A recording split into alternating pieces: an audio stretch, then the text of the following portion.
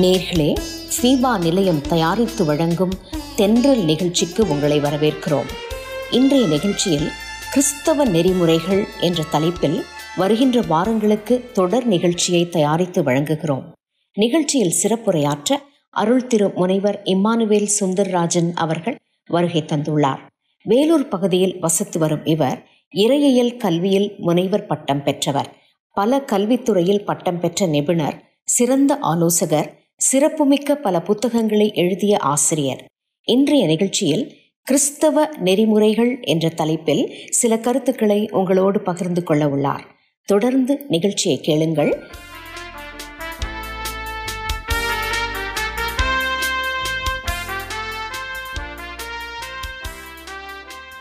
வணக்கம். இது சுவையான கதைகள் நேரம். சுவையான கதைகளுக்குள்ளேயே ஒரு சுவையான சம்பவங்களையும் நான் உங்களுக்கு சொல்ல ஆசைப்படுகிறேன். ஏனென்றால் திருமணமான ஒரு இளம் தம்பதியை ஒரு 3 மாதம் கழித்து சந்தித்தேன். அவர்கள் எப்படி வாழ்க்கை ஓடுகுது அப்படின்னு கேட்டேன். எப்படி என்று கேட்ட உடனே அந்த அம்மா சொல்லிக்கிச்சு, சலிச்சு போச்சுங்க எனக்கு அப்படின்னு சொல்லிச்சு. என்னப்பா என்று அவரை கேட்டேன். ஐயா, ரொம்ப சிக்கலாக இருக்குயா என்று சொன்னார். ஏன்ப்பா இப்படி சொல்கிறீங்க இப்போவே அப்படின்னு. அப்போ அவங்க சொன்னாங்க, எங்களுக்குள்ள சலிப்பு ஏற்பட்டு விட்டது, முரண்பாடு வந்துருச்சு, எரிச்சல் வருது, நான் சொன்னதை அதை ஏற்றுக்கிற மாட்டேது, அது சொன்னதை எனக்கு ஏற்றுக்கிற முடியல, இப்படி எங்களுக்குள்ள சிக்கல்கள் வந்து விட்டன. அது உண்மைதான். 2 தனிப்பட்ட நபர்கள் ஒன்றாக வாழும்போது என்னைக்குமே இனிமையாக இருக்காது. காதலையே பேசிகிட்டு இருந்தீங்கன்னா காதல் பண்ணிகிட்டு இருக்கலாம். ஆனால் நேரம் உட்கார்ந்து வாழ ஆரம்பிக்கும் போது பலவிதமான சிக்கல்களும் பயங்களும் முரண்பாடும் கோபமும் தாபமும் பயமும் நம்மளை சூழ்ந்து கொள்ளும். அந்த பெண் என்ன சொல்லுவாள், இந்த ஆள்கிட்ட எப்படி வாழ போகிறோன்னு தெரியலையே, இப்படி திடீர்னு கோவப்படுறாரு, நம்ம என்ன சொன்னாலும் அது மாட்டேன், அப்படி இல்லை, நல்லா இல்லைன்னு சொல்கிறாரு. அவர் சொல்கிறது பார்த்தா சில சமயத்தில் ஐயோ இவர்கிட்ட மாட்டிக்கிட்டோம் போல் இருக்கு, நம்ம எதிர்பார்க்கலையே என்று அந்த அம்மா சொல்லுது. ஏனென்றால் இந்த அம்மாவை மாதிரி அவர் சிந்திக்கிறது இல்லை. அதுக்கு என்ன செய்யணும் அப்படிங்கிறத சொல்ல தெரியல, அவருக்கு எப்படி வாழணும்னு தெரியல. ஆகவே இந்த மாதிரி பிணக்கங்கள், சண்டை தாபங்கள், அடிப்படை சண்டை, பெரிய சண்டை வாய்தலாட்டாலும் முரண்பாடானவைகள், முரட்டுத்தனமானவைகள், பிறகு புளிச்சிருது, ஐயோ நல்லாவே இல்லை என்று. இதற்கு காரணம் என்ன என்று நான் உங்களுக்கு சொல்ல வேண்டும். இது ரகசியமான தகவல்கள். இந்த பெண் பிறந்தது ஒரு தனி குடும்பம். அவங்க அப்பா அம்மாவிடத்துல தான் இவள் பழகி இருக்கிறாள். வீட்டில் உள்ள சகோதரிகள் சகோதரர்கள் சொந்தக்காரர்களிடத்தில் பழகினது பார்த்ததை இவள் செய்ததற்கு அதுதான் இவ வாழ்க்கையில சேரும். என்னிடத்துல ஒரு பெண் கல்யாணம் ஆவதற்கு முன்பாக தன்னை நிச்சயம் பண்ணி விட்டார்கள். எனக்கு அங்கிள், எனக்கு ஒரு 2-3 செஷன் கொடுங்க என்று சொன்னாள். நான் அவர்களுக்கு தனியாக அந்த பொண் கேட்டாள். அன்னைக்கே கேட்டேன், என்னம்மா தெரிஞ்சுக்கிற விரும்புகிறேன்னு. ஏனென்றால் பலவிதமான காரியங்களை நான் சொல்லிக் கொடுக்க முடியாது, ஆனால் அவைகளை ஏதாவது விலைக்கு நான் காட்ட முடியும். இப்போ அவன் சொல்லுறான், எங்கள் சித்தப்பா வீட்டில், பெரியப்பா வீட்டில், பெரியம்மா வீட்டில், எங்கள் நண்பர்கள் வீட்டில், எங்கள் அத்தை வீட்டில், எங்கள் பாட்டியினுடைய வீட்டில், நான் எங்கெங்கெல்லாம் எங்கள் சொந்தக்காரங்க இருக்கிறாங்களோ நான் அவர்களிடத்தெல்லாம் போய் பழகி நான் வந்திருக்கும்போது யாருமே சரியாக குடும்ப வாழ்க்கை செய்யலைன்னு எனக்கு தெரியுது. கணவன் மனைவிக்குள்ள ஒரு ஒற்றுமை, அன்பு, ஒரு நட்பு, நம்ம அவங்கள காதல் பண்ணவங்களாக ஜோடியாக பார்க்கும்போது இருந்த ஒரு மனப்பான்மை அவர்களுக்குள்ள இல்லை. குழந்தைகள் வைத்து கொண்டு சண்டை போடுகிறார்கள். அவர்கள் எதை பேசினாலும் முரண்பாடாக தத்து புத்துன்னு பேசுகிறார்கள். எனக்கு அப்படிப்பட்ட வாழ்க்கை இஷ்டம் இல்லை, என் வாழ்க்கையில் அது வரப்படாது என்று நான் எப்படி என்னை பக்குவப்படுத்த வேண்டும் என்று கேட்டாள். அதைத்தான் நான் இப்போ உங்களுக்கு சொல்ல போகிறேன். எனக்கு அடிக்கடி கப்புள்ஸ் கல்யாணம் செய்ய வேண்டும் என்று தீர்மானம் பண்ணின பிறகு, ஓலை கூறின பிறகு என்னிடத்துல படிக்க வருவார்கள். எனக்கு உதவி செய்யுங்கள், நாங்கள் நிறைய தெரியணும், எங்களுக்கு தெரியாதது, எங்கள் அப்பா அம்மாட்ட இதெல்லாம் படிக்க முடியாது, அவங்களுக்கு இந்த விஷயமெல்லாம் தெரியாது என்று வருவார்கள். சில சமயத்தில் நீங்கள் படித்தவர்களாக இருப்பீர்கள், ஆனால் உங்கள் அப்பா அம்மா அப்படி படிச்சிருக்க மாட்டாங்க. ஆகவே அவர்களுடைய நடத்தைகளை நீங்கள் கையில் எடுத்துக்கொண்டு இப்படித்தான் வாழ்க்கையை, என் குடும்பத்தை ஆரம்பிக்க வேண்டும் என்று நீங்கள் நினைக்கக்கூடாது. ஏனென்றால் அது அவங்க வாழ்க்கை.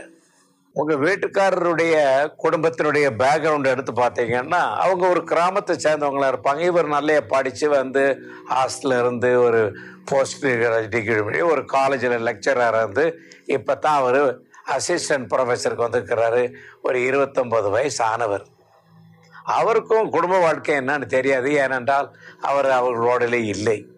இப்படிப்பட்ட 2 பேரும் வித்தியாசமான பலதரப்பட்ட பல குணநலன்களுடைய, கேரக்டருடைய, பர்சனாலிட்டியுடைய அவர்கள் தனிப்பட்டவர்கள் 2 பேரும் சேரும் பொழுது ஒன்றா மாறுறதுக்கு மெஷின் கிடையாது. அவர்கள் மனிதர்கள். ஆகவே கட்டாயம் முரண்பாடும் சிக்கலும் தவிப்பும் நிச்சயமாக ஏற்படும். அதுக்கு என்ன சொல்கிறோம் என்றால், இவைகளிலே நீங்கள், இப்போ பெண்ணாக இருந்தால் நீங்கள் மனைவியாக எப்படி இருக்க வேண்டும் என்று பழக வேண்டும். என்ன பழக வேண்டும்? ஒரு புருஷனிடத்தில் எப்படி பேச வேண்டும், அவர் என்ன சொல்லுகிறார் என்று கேட்க வேண்டும், அவர் எதை விரும்புகிறார் என்று தெரிந்து கொள்ள வேண்டும். மனைவியாக இருந்து அவருக்கு திருப்தி செய்வதிலே நீங்கள் திருப்தி அடைய வேண்டும். உங்களை அவர் திருப்திப்படுத்த வேண்டும் என்று நீங்கள் நினைக்காதீர்கள். உங்கள் சொல்கிறபடியெல்லாம் அவர் செய்யணும்னு நீங்கள் நினைக்காதீங்க. முதலாவது அவருக்கு என்ன தேவையாக இருந்து எதை செய்தால், எப்படிப்பட்டவைகளை பேசினால், வீட்டை எப்படி வைத்து கொண்டால், அதெல்லாம் நான் ஏராளம் சொல்லிக்கொண்டே போவேன். வீட்டை எப்படி வச்சுக்கிறது, பெட்டை எப்படி சரி பண்ணுறது, உங்கள் சேர்கள், டேபிள், டன்னிஸு, உங்களுடைய டைனிங் ஹாலு அல்லது கிச்சன் இவைகளையெல்லாம் எப்படி ஒழுங்குபடுத்தி வைத்து கொள்வது, வீட்டை பெருக்குவது, இதையெல்லாம் நீங்கள் தெரிந்து கொள்ள வேண்டும். ஒரு மனைவி அந்த வீட்டை அப்படித்தான் வைத்திருக்க வேண்டும்.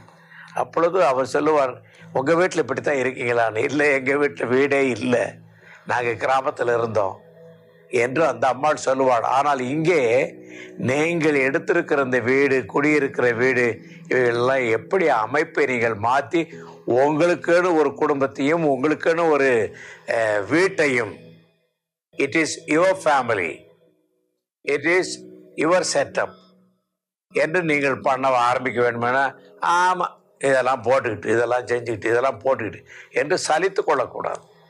உற்சாகத்தோடு நீங்கள் இளம் மனைவியாக இருக்க நீங்கள் பழக வேண்டும். துணிமணியை நீங்கள் காலையில் எந்திரிக்கிறீங்க, பெட்டெல்லாம் சரிப்படுத்துறீங்க, உங்களுடைய உடம்பை கழுவுறீங்க, காலையில் எந்திரிச்சு குடிக்கிறீங்க, அப்புறம் நல்ல ஒரு துணியை, சுத்தமான துணி, அதுக்காக பட்டு பாவாடையெல்லாம் கெட்ட அவசியம் இல்லை, சுத்தமான துணியை அணிகிறீர்கள். உங்கள் உடம்பில் ஒரு நறு வாசனையை ஏதாவது தெளித்து கொள்கிறீர்கள், பிரேக்ஃபாஸ்ட் செய்கிறீர்கள், புன்முறுவலோடு பேசுகிறீர்கள், உங்களுக்கு என்ன செஞ்சால் நல்லாயிருக்கும், நான் செய்யட்டுமா என்று ராத்திரி கேட்டு வைத்திருக்கிறீர்கள், காலையிலே செய்கிறீர்கள். இப்படிப்பட்ட ஒரு இளம் மனைவியாக சுறுசுறுப்பும் கவர்ச்சியும் இஷ்ட கொள்ளக்கூடிய ஒரு நல்ல மனைவியாக அந்த குடும்பத்தின் நீங்கள் விளங்க வேண்டும். கணவனை எப்படி எடுத்துக்கிறீங்க? கணவன் நினைச்ச வேண்டும், ஒரு நல்ல கணவனாக அவர் ஆயத்தமாக வேண்டும். உட்காந்துட்டு நியூஸ் பேப்பரை பார்த்துக்கிட்டு கால் மேலே கால் போட்டுட்டு எனக்கு எங்கே காப்பி கொடுக்காம இருக்க, அது முக்கியம் இல்லை கணவன் ஆவதற்கு. எல்லாரும் என்ன நினைக்கிறாங்கன்னா, கணவன் ஆகிட்டோன்னா சோம்பேறியாக உட்காந்துருக்கணும், அந்த அம்மா தண்ணி எடுத்து வந்து கொடுக்கணும் குடிக்கிறதுக்கு, பல் விளக்குறதுக்கு பேஸ்ட் வந்து கொடுக்கணும், பல் விளக்கி விடணும். அதெல்லாம் கணவன் ஆகிறதுக்கு தகுதி இல்லை.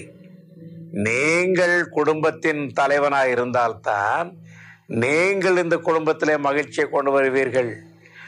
மனைவி எப்படி மகிழ்ச்சிப்படுத்துவது, திருப்திப்படுத்துவது, எப்படி அந்த மனைவியுடைய இஷ்டப்படி நடந்து கொள்வது, நாம் செய்தால் மனைவி எப்படி மகிழ்ச்சியாக இருப்பாள் என்றெல்லாம் ஒரு கணவன் தன்னை ஆயத்தம் பண்ணி கொள்ள வேண்டும், சுத்திகரித்து கொள்ள வேண்டும், சுதாரிப்பாக இருக்க வேண்டும், கவர்ச்சி மனிதனாக இருக்க வேண்டும். காலையில் எழும்பி வீட்டை எதோனா செய்துவிட்டு ஒரு சின்ன நடை போய் வரலாம். இப்போ ஏதோ காய்கறி வாங்கிட்டு வரலாமாப்பா என்று கேட்கலாம். வேணா நீயா போய் வாங்கிட்டு வா என்று சொல்லக்கூடாது. என்ன சாப்பிடலாம், என்ன செய்யலாம், நான் ஆஃபீஸுக்கு போகணும் என்று கலந்து உரையாடி என்ன பேசலாம் என்று கணவன் ஒரு பேசி கலந்துரையாடுகிறவராக இருக்க வேண்டும். ஓம்மனு உட்காந்துக்கிட்டு என்ன செஞ்சுட்டு இருக்கிற நீயே என்றெல்லாம் கேட்கக்கூடாது. நான் எதாவது செய்யட்டுமா என்று கேட்க வேண்டும். காலையிலே இப்படி இளம் தம்பதிகளாக இருக்கிற அந்த கணவன் ஒரு சுறுசுறுப்பானவனாக மட்டுமல்ல, வீட்டை கட்டுகிறவனாக, நறுமணம் கொடுக்கிறவனாக இவைகளை செய்தால் அந்த மனைவி என்ன செய்வாள்? முரண்பாடுக்கு கம்மியாயிரும், சிக்கல் வருவதற்கு தடங்களாய் வரும்.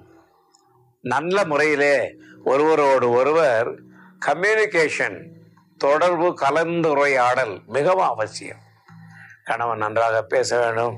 என்ன செய்ய போற நீயே அப்படிலாம் பேசக்கூடாது. என்னம்மா என்ன செய்கிறம்மா, நான் எதுவும் செய்யட்டுமா என்று நீங்கள் 2 பேரும் குடியிருந்தீங்கன்னா அப்படி கேட்கலாம்.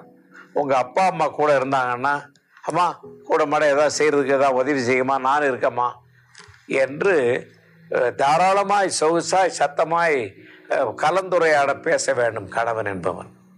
கணவன் என்பவன் திமிரு பிடித்தவனாக இருக்கக்கூடாது, கோபக்காரனாக இருக்கக்கூடாது, அன்புடையவனாக இருக்க வேண்டும். ஏன்னா புதிதாக வந்த மனைவி என்னடா முந்தி நல்லா பேசினாரு, இப்போ பார்த்தா எரிச்சலும் கோபமாக பேசுகிறாரு. எதுக்கு எரிச்சல்?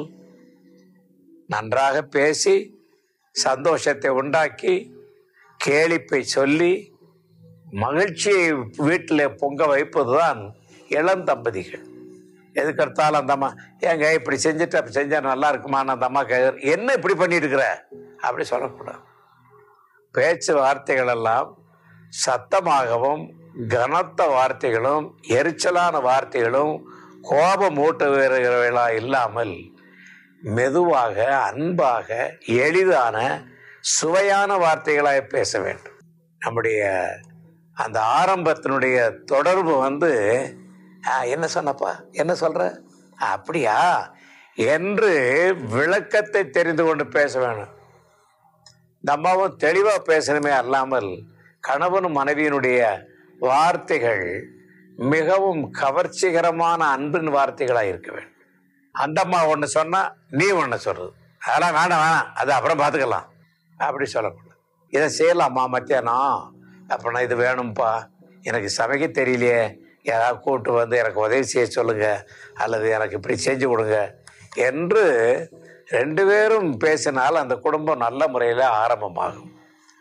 இவைகளை பலர் என்ன செய்கிறார்கள், தவிர்த்து விட்டு 2 பேருமே ஒன்றை சொல்ல, இன்னொன்று சொல்ல, அதை சொல்ல, நீ இப்படித்தான் அப்படி செஞ்சுட்ட, அன்னைக்கு இப்படி பானையை போட்டுட்ட, இன்னைக்கு இதை வச்சுட்ட, இந்த நடந்து போனவைகளை சொல்லி சொல்லி சண்டையை ஆரம்பிக்கக்கூடாது. சண்டை இல்லாமல் ஆரம்பிக்க வேண்டும். இது படி 1. இது படி 1. படி 2, வாங்கிட்டு வாங்க, இதை செய்யுங்க என்று பெண் சொன்னால் உங்களை தவிர வேற யாருக்கு அந்த அம்மா வேலை கொடுக்க முடியும்? எல்லாம் செய்ய முடியாது, நீ போய் பார்த்துக்க, நீ வேணா எடுத்துட்டு வா என்று சொல்லக்கூடாது. ஏங்க இதை செய்யறதுக்கு பாத்திரம் இல்லைங்க, இதை போடணும்னா சரியில்லைங்க என்று குறைகளை சொன்னால், சரி அதை செஞ்சிருவோம், இன்னைக்கு ஏதாவது வச்சு சமாளிச்சிரு, நாளைக்கு நம்ம இதை வாங்க வேண்டியதை வாங்கிடலாம் என்று நிவர்த்தி செய்வதற்குரிய காரியங்களை கணவன் பேச வேண்டும். என்ன நீ வந்தவொடனே அது இல்லை இது இல்லைன்ற, உங்கள் வீட்டில் இது கொண்டு வா அப்படிலாம் பேசக்கூடாது. இது இல்லை அது இல்லைன்னு சொல்கிறத மட்டும் பெரிதுபடுத்தி சண்டையும் முரண்பாடானவைகளை சொல்லிவிடாமல், இதை நாம் நாளை செய்வோம், அடுத்த வாரம் செய்வோம், இது இல்லைன்னா பரவாயில்லப்பா, உன்னால் முடியலைன்னா இதை வச்சிரு, அதை செய்யணும், நான் கடையில் வாங்கிட்டு வந்துடுறேன் என்று தான் நம்ம ஆரம்பங்களை கட்டி குடும்பத்தினுடைய அன்பை கொண்டு வந்து சேர்க்க வேண்டும். வீட்டுக்கு முன்னால் இடம் இருந்துச்சுன்னா அதை பெருக்கி கோலம் போடலாம், இல்லாவிட்டால் நல்ல செடி வைக்கலாம். வீட்டுக்கு பின்னால் நிலம் இருந்துச்சுன்னா ஏதோ கண்ணு, செடி, கீரைகள்லாம் போடலாம். இதெல்லாம் 2 பேரும் சேர்ந்து செய்தால் ஒரு சந்தோஷம் இருக்கும், மகிழ்ச்சி இருக்கும். அப்புறம் உட்காந்து கதை பேசலாம். கதை பேசும்போதே வீட்டுக்குரியவைகளையும் செய்து கொண்டிருக்க வேண்டும். இது மிகவும் அவசியமான சுவையான செய்திகள். இதெல்லாம் இந்த மாதிரி ரகசியங்களை விட்டு விட்டு முரண்பாடானவைகளை பேசவே கூடாது என்று நான் நம்புகிறேன். இளம் தம்பதிகளான நீங்கள் இதை கேட்பீர்களானால், நீங்கள் புதிய தம்பதிகளாக இருந்தாலும் நீங்கள் கேட்க வேண்டும். இப்படிப்பட்ட இடையிடையே வரக்கூடிய மோதல்கள், சிக்கல்கள், பயங்கள், வெறுப்புகள், எரிச்சல்கள் இவைகளை எப்படி தீர்த்து வைப்பது என்றால், நன்றாய் மனம் விட்டு பேச வேண்டும். கணவனும் மனைவியும் உட்கார்ந்து, பெரும்பாலும் மனைவி தன்னுடைய வாழ்க்கையில் நடந்த எல்லாவற்றையும் சொன்னால் அவளுடைய மனப்பான்மை என்ன, அவளுடைய எண்ணங்கள் என்ன, அவளுடைய பயங்கள் என்ன, அவளுடைய தைரியம் என்ன, அவளுடைய தனித்திறமை என்ன, இதெல்லாம் தெரிந்து கொள்ள முடியும். அதே மாதிரி கணவனும், நான் சின்ன பிள்ளைகள் இப்படி வாழ்ந்தேன், அப்படி வாழ்ந்தேன், இப்படி இருந்தேன், எனக்கு இத்தனை நண்பர்கள் இருந்தால், ஒரு சமயம் வெள்ளத்தில் விழுந்துட்டேன், அப்புறம் என்னை காப்பாற்றினாங்க, நான் அது பேர் படித்தேன் என்று பலவிதமானவைகளை சொல்லும் பொழுது மனைவிக்கு புருஷனுடைய பேக்ரவுண்டும் அவனுடைய தனித்திறமையும் அவனுடைய வெற்றியையும் அவனுக்கு தெரியும். ஆகையினாலே ஒரு நல்ல கணவன் மனைவியாக உறவை வலுப்படுத்திக் கொள்வதற்கு திறந்த மனதுடையவர்களாக ஒருவரோடு ஒருவர் கலந்துரையாடல் எப்போதும் அவசியம். கதை பேசுறது என்பது இதுதான் நம்முடைய வாழ்க்கையை ரொம்ப கட்டி வளர்க்கும். பிறகு நான் ஒரு தனிப்பட்ட மனுஷியாக இருந்தேன், நான் ஒரு தனிப்பட்ட மனுஷனாக இருந்தேன், இனிமேல் என்னை விட்டு கொடுத்து அவளுக்கு சொந்தமாக்கி அவளை எனக்கு சொந்தமாக்கி கொள்ள வேண்டும் என்றுதான் புருஷன் வாழ வேண்டும். மனைவியும் என்ன செய்ய வேண்டும்? நான் ஒரு தனிப்பட்ட ஒரு பெண்ணாக, ஒரு தனிப்பட்ட ஒரு எண்ணமும் தனித்திறமையும் தனி கோழைத்தன்மையும் தனி பயமும் எனக்கு இருந்தது. இதை இவனுக்கு நான் விட்டு கொடுத்து இவனுடைய தயவும் இவருடைய அன்பும் இவரோடு கூட நான் இணைந்து வாழ்வதற்கு நான் என்னை முழுவதும் கொடுக்க வேண்டும் என்று இரண்டு பேரும் ஒருவருக்கொருவர் கொடுக்க வேண்டும். ஆங்கிலத்தில் சொல்லுவார்கள், நீங்கள் அவரை ஏற்றுக்கொள்ள வேண்டும். You should accept him. You should accept her.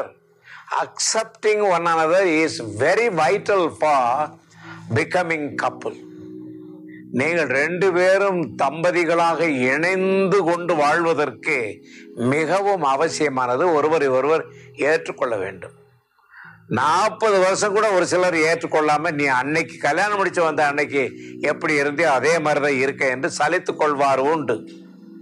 நீங்க அப்படி இருக்கக்கூடாது.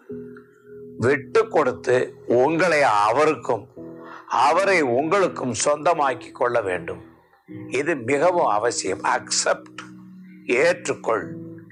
நான் எப்பொழுதும் சொல்லுவேன், ஒரு கணவன் மனைவியை அந்த கல்யாணத்திலே கேட்பாரு, நீ இவராகி இவரை இவளாகி இவளை ஏற்றுக்கொள்கிறாயா? நான் இவரை ஏற்றுக்கொள்கிறேன், என் வாழ்நாளெல்லாம் ஏற்றுக்கொள்கிறேன், என் மரணம் என்னை பிரிக்கும் வரை நான் ஏற்றுக்கொள்கிறேன். அப்படின்னு என்ன அர்த்தம்? நீங்க உங்களை ஒப்பு கொடுத்துட்டீங்க, அவரை நீங்க ஏத்துக்கிட்டீங்க. ஏற்றுக்கொள்ளுங்கள். இதான் முதல் படி. முதல் படியிலேயே மிகவும் ஆழமாகவும் கெட்டியாகவும் உறுதியாகவும் ஆவதற்கு ஒருவரை ஒருவர் விட்டு விட்டு ஒருவரை ஏற்றுக்கொள்ளுங்கள். ஏற்றுக்கொள்ளுகிற இந்த வாழ்க்கையில எந்த விதமான சிக்கல், பிணக்கங்கள், பிளவுகள், உராய்தல்கள், கடினங்கள் குறைந்துவிடும். இதை நாம் மறுபடியும் தொடர்ந்து நாம் சந்திப்போம். இந்த மாதிரி தலைப்புகளை நான் உங்களுக்கு லகுவாக கற்றுக் கொடுக்க விரும்புகிறேன். என்னுடைய வகுப்பறையிலே இந்த மாதிரி இளம் தம்பதிகள் கல்யாணத்துக்கு முன்பாக பல வகுப்புகள் 5-6 கிளாஸ் உட்கார்ந்து படித்துவிட்டு தங்களை திருத்தி கொண்டு மிக ஏற்ற விதமான தம்பதிகளாக மாறுவதற்காக தங்களை ஒப்பு கொடுக்கிறார்கள். கற்றுக்கொண்டால்தான் நீங்கள் நீச்சல் அடிக்கலாம். நீச்சல் அடிக்கிறது தண்ணிகள் உள்ளது. அது கல்யாணம் முடிஞ்ச பிறகு நீங்கள் ஆக்சுவலான காரியத்திற்குள்ளே இறங்கி நீங்கள் மேம்பாடு அடையலாம். நீங்கள் நல்லா இருக்க வேண்டும் என நான் விரும்புகிறேன். நீங்கள் கல்யாணம் பண்ணவர் கூட இந்த விதமான சிக்கல்கள் வருமானால் இதுதான் தீர்வு கண்டு கொள்வீர்களானால் நல்ல முறையில் வாழ்வதற்கு நான் விரும்புகிறேன். உங்களை வாழ்த்துகிறேன், ஆசீர்வதிக்கிறேன். கடவுள் உங்களோடு இருப்பாராக. இன்னும் ஒரு தடவை சந்திக்கும் பொழுது இதனுடைய அடுத்த படிகளை நாம் பார்ப்போம்.